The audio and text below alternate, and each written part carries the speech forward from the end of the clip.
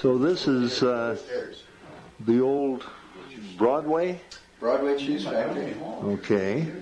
And you bought this sometime back with... we bought it from Charlie Berkman, who's his father was Marcel Berkman, who was the one of the cheesemakers. He owned it and was the cheesemaker for quite a few years. He stopped production in 1948, what I understand, and we estimate that it started in 1898 because we knew that poured concrete came in 1905, and the foundation was all rock. So we know it was before 1905, and I liked 1898 because that was 50 years, from 1898 to 1948. That's just my wild guess. This is the outlet room, intake room. I go with intakes and outlets. It's the intake room, and as you all know, this is a sliding door, and the farmers unloaded their milk here. I got a 30-gallon can up in Schulzburg. You don't see those much anymore. And then just a collection of cream cans and milk cans. This is the desk where they kept a very careful records, right, John? Right. And so we're starting to have any dairy or cheese-related items. We're accumulating them in here. We have pretty rare small cream can, and cheese boxes. Milk bottles are starting to skyrocket in price and sale, especially ones with local names on them. We're collecting, we have some old ice cream cans, some Longhorn molds. We just got this up in Browntown. I understand it's a milk sampler, is that right? And then I thought I would pick up a lot of stirrers. Is that what these Stirrers, yeah. I thought I'd knock all those off. All of a sudden they're going out of sight in price, so I kind of slowed down on those. Show them the rennet. Oh yeah, this was really reassuring. We were up in Mineral Point. No, it was Cassville. Cassville. And we went to, there's a lot of antique shops in Cassville. I saw one rented jug for $50 at an antique shop, and I saw another one a little later on for $25, and I went back to make sure that the first one was $50, and then I came back and bought that one for $25. And I was up to that same Browntown sale last Saturday, and they had a rented jug, and they had a lot of other crocks, and they said, your choice, because there were a lot of them on the wagon, your choice, and the bidding started, and the bidding went up to $50. And guess which one they picked? The first pick was the rented jug, so I feel very good about this one. Mm-hmm. You didn't overpay. For a change.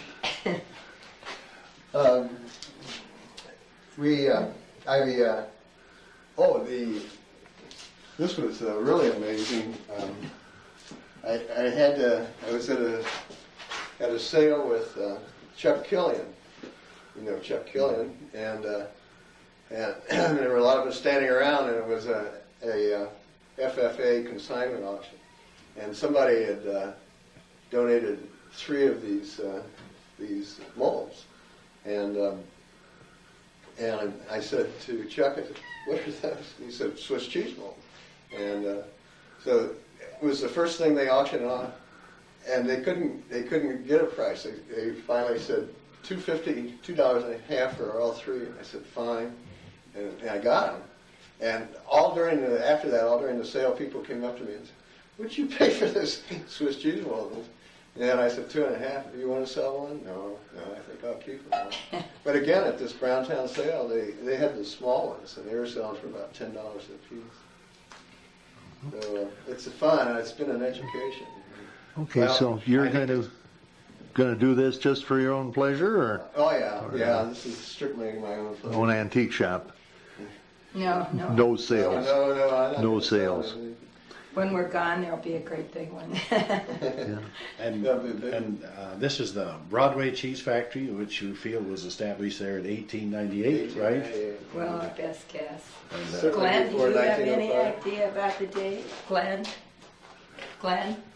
Do you know, what do you think about the date of the cheese factory? Do you think that's close or Oh, not? I think so. It must Do you? It Yeah. started out as a co-op, you know, it was all We have a the picture of the three of the the co-op. hired cheesemakers, well, it was still a co-op.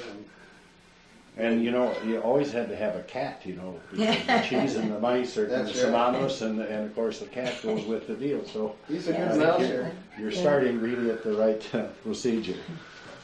I even got a one-legged milking stool. I thought that was pretty good. He likes to go to the Wisconsin sales, 'cause that's where Yeah, I the like cheese- Wisconsin a lot. They almost paid me to take that home milk pasteurizer away. They finally said, "Will you take it for a quarter?" And I said, "Yeah, I'll take it for a quarter." So I brought it back. So it's very nicely preserving all this. It's fun. And then I got cheese-related items. You might recognize this. What's it say on there? Warren cheese plant over here.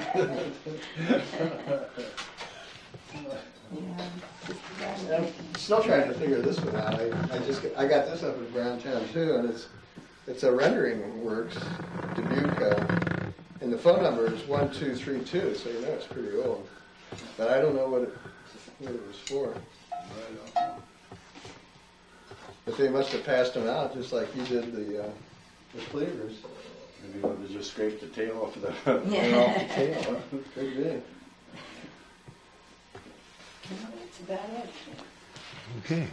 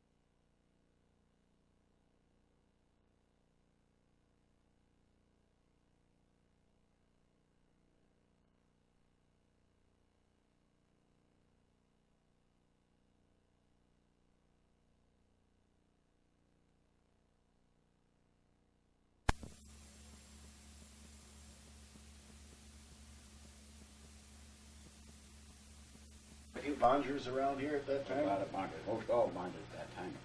And if you go back far enough, what part of Europe are the bonders from? French part of Switzerland. Let's see. So we're still back in the Swiss. Yeah.